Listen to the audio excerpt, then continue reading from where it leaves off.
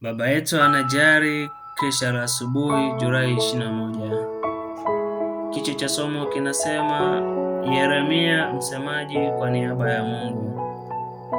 Maombolezo sura ya 3 fungu la 26. Ni vema mtu autarajie wokovu wa Bwana na kumngoja kwa utulivu. Basi tuombe. Mungu wa mbinguni, tuna imani utakuwa nasi.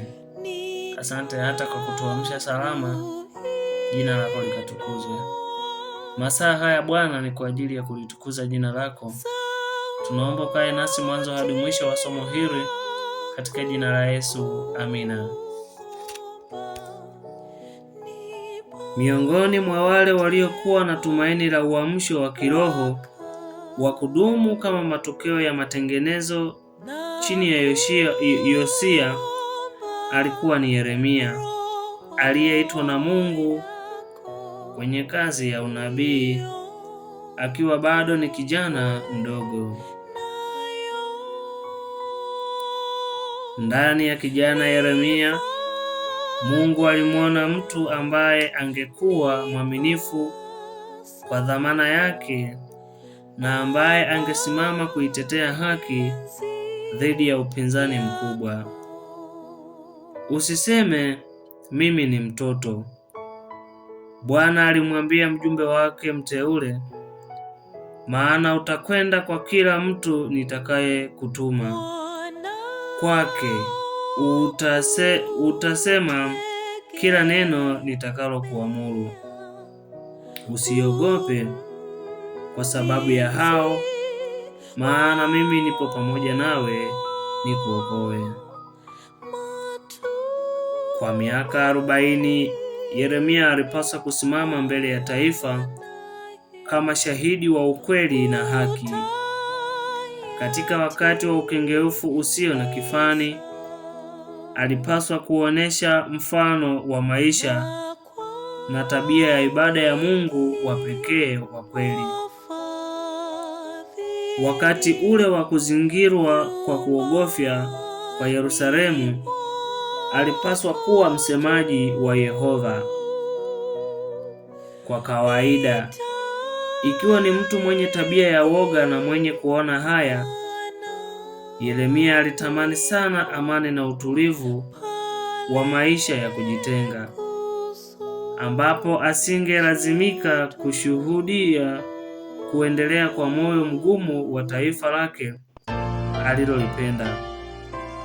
Moyo wake ulibinywa na uchungu mkali juu ya uharibifu uliotendwa na dhambi. Mambo ya maisha ambayo Yeremia aliyapitia katika siku za ujana wake na pia katika maisha ya baadaye ya huduma yake yalimfundisha somo kwamba njia ya mwanadamu haimo katika nafsi yake, kuelekeza hatua zake ni katika uwezo wa mwanadamu. Alijifunza kuomba, Ee Bwana, nirudi kwa haki, si kwa hasira yako, usije ukaniangamiza. Yeremia sura ya 10 mstari wa 23 na 24. Alipoitwa kukimbia kikombe cha dhiki na huzuni, na alipojaribiwa katika taabu yake kusema, nguvu zangu zimepotea, tumaini langu kwa Bwana, alikumbuka majaliwa ya Mungu kwa niaba yake, naye akasema kwa shangwe, ni huruma za Bwana kwamba hatuangamii, kwa kuwa rehema zake hazikomi. Bwana ndiye fungu langu, kusema nafsi yangu, kwa hiyo ninamtumainia yeye. Katika somo hili tunakutana kwamba Yeremia alisimama kwa niaba ya Mungu kwa taifa lake ili kuweza kuwakemea watu na kuambia kuhusu kuacha dhambi. Alifanya hivyo na hakika jina lake litukuzwe. Alihitaji sana maisha ya upweke kulingana na kuona machafuko yaliyokuwa yakifanyika kwa taifa lake alilolipenda, na hakika akaweza kufanya hivyo. Lakini kwa miaka 40 Yeremia alipaswa anapaswa kusimama mbele ya taifa kama shahidi wa kweli na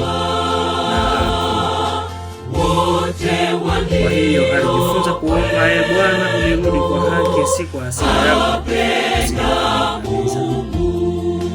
Tunajifunza kwamba tunapotumwa na Mungu, tunapopaza sauti zetu, atatusaidia. Bali wito wa Mungu kama Yeremia, ili tusimame kwa niaba ya Mungu, kuhubiri Injili na kupaza sauti kwa niaba ya Bwana. Basi Mungu atubariki. Tuombe. Asante Mungu na tunakushukuru kwa kuanza nasi, umemaliza nasi, kwa jina la Yesu, amina.